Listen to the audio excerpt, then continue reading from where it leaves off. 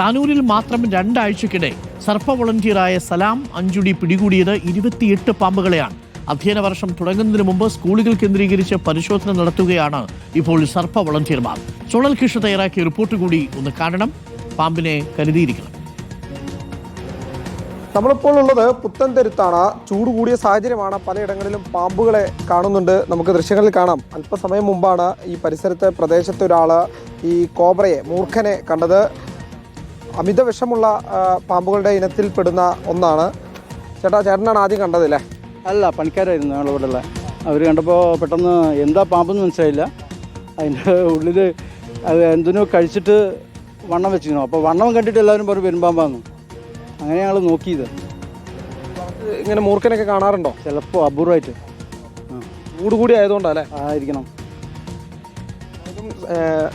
ഈ സർപ്പ വളണ്ടിയർ കൂടിയായിട്ടുള്ള സലാം അഞ്ചുടിയാണ് ഇപ്പോൾ ഇതിനെ പിടികൂടിയിട്ടുള്ളത്. ഈ പ്രദേശത്തെ നമുക്ക് കാണാം. ഈ കാട് പോലെ കിടക്കുന്ന പ്രദേശത്താണ് ഇതുണ്ടായിരുന്നത്. ഇവിടുത്തെ ഈ വീടിൻ്റെ പണി നടക്കുന്ന ആ പണി സ്ഥലത്തെ പണിക്കാരാണ് ഈ പാമ്പിനെ കാണുന്നത്. അതിനുശേഷം റെസ്ക്യൂറെ വിവരം അറിയിക്കുകയായിരുന്നു. ഇത് കോബ്ര തന്നെയാണല്ലേ? കോബ്രയാണ്. ഇത് വിഷമുള്ള സാധനമാണ്. പക്ഷേ ഇര മുണിങ്ങുകൊണ്ട് മുമ്പിലേക്ക് അനങ്ങാൻ പറ്റില്ല. ഇപ്പം നമ്മൾ സഞ്ചിൽ കയറ്റാൻ നോക്കിയിട്ടും സഞ്ചിൽ കയറാനില്ല, മുമ്പിൽ അനങ്ങാതെ കിടക്കുകയാണ്. അപ്പം സാവധാനം സഞ്ചിൽ കയറ്റിയിട്ട് വേണം മൂപ്പരെ ഇവിടെ നിന്ന് റെസ്ക്യൂ ചെയ്യണമെങ്കിൽ. അല്ലെങ്കിൽ ഇര പിടിച്ചത് മൂപ്പര് വൊമിറ്റ് ചെയ്യും. അപ്പോൾ ഒന്നും ഉണ്ടാവില്ല. അപ്പോൾ അതും ആ പാമ്പിന് തന്നെ പ്രശ്നമാണ്. വൊമിറ്റ് ചെയ്യുമ്പോൾ ഇങ്ങോട്ട് പോകുന്ന പോരാവില്ല, റിട്ടേൺ പോകുമ്പോൾ അപ്പോൾ പല മുറിവുകളും ഉള്ളിൽ സംഭവിക്കാൻ സാധ്യതയുണ്ട്.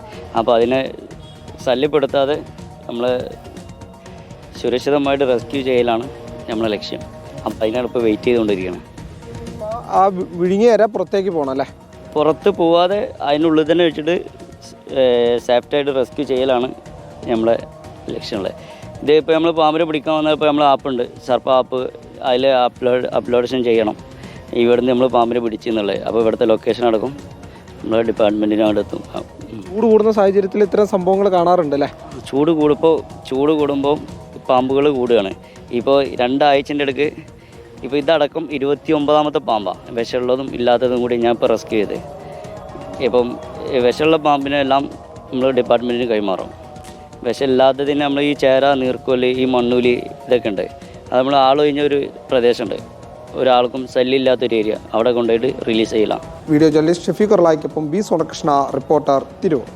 ഓക്കെ, 25 പാമ്പിനെയാണ് ഇപ്പോൾ അടുത്തിടെ ഈ ചങ്ങാതി പിടികൂടിയത് എന്നാണ് പറയുന്നത് സർപ്പ വോളണ്ടിയർ. അപ്പോൾ കാത്തിരിക്കുക. പാമ്പ് എപ്പോൾ വേണമെങ്കിലും വരാം. ശീതരക്ത ജീവികളാണ്. ഏത് മാളത്തിൽ നിന്നും പുറത്തേക്ക് വരാം. അപ്പോൾ കരുതിയിരിക്കണം. വീട്ടിൽ നിങ്ങൾ കിടക്കുന്ന സ്ഥലമാണെങ്കിലും ശരി, ടോയ്ലറ്റിൻ്റെ ഭാഗമാണെങ്കിലും ശരി, കിണറിൻ്റെ ചുറ്റുവട്ടമാണെങ്കിലും ശരി, പൈപ്പിൻ്റെ ചുവടാണെങ്കിലും ശരി, പാമ്പ് വരാനുള്ള സാധ്യതയുണ്ട്. തള്ളിക്കളയരുത്. പിന്നെ ഒരിക്കൽ കൂടി പറയുന്നു, വെളുത്തുള്ളിയോ കർപ്പൂരമോ പാൽക്കായോ ഇതൊന്നും അവിടെ ഇട്ടിട്ട് ഒരു കാര്യമില്ല. സ്മെല്ല് ചെയ്യാൻ പറ്റൂല പാമ്പിന്, കേട്ടു? അതൊക്കെ ചുമ്മാ ആൾക്കാർ പറഞ്ഞുണ്ടാക്കുന്നതാണ്. ഒന്നും ചെയ്തിട്ട് കാര്യമില്ല. അത്യാവശ്യം അടച്ച് വൃത്തിയായിട്ടൊക്കെ വയ്ക്കുക. ഏത് വീടിനുള്ളിലേക്ക് കയറാതെ.